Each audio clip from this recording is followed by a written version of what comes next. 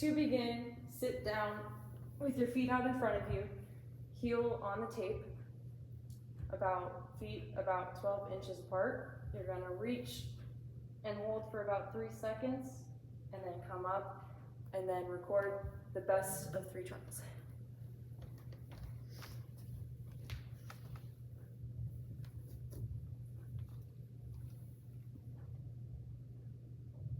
Alright, so we are going to be demonstrating the vertical jump test.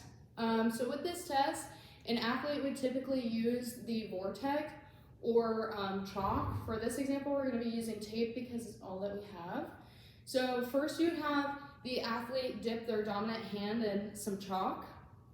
You'd have them stand 6 inches away from a wall. And basically what they're going to do, they're just going to raise their arm upwards as high as they can and place that piece of tape to where their arm lengths reach.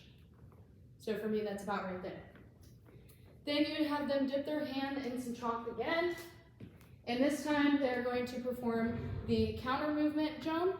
They're going to flex at their hips and their knees, swinging their arm backwards and jumping vertically straight upwards.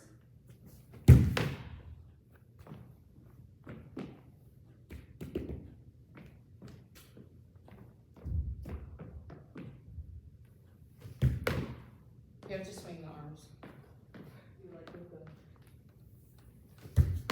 There you go.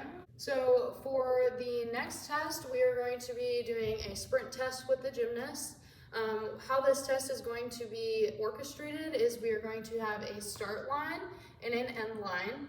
The gymnast will line up on the start line, and the distance from the start to the finish is going to be 30 yards to mimic the sprinting at the front of a vault. And they're going to start on an auditory cue, which is going to be go. They will sprint, and their time will be recorded until they reach the finish. 3, 2, 1.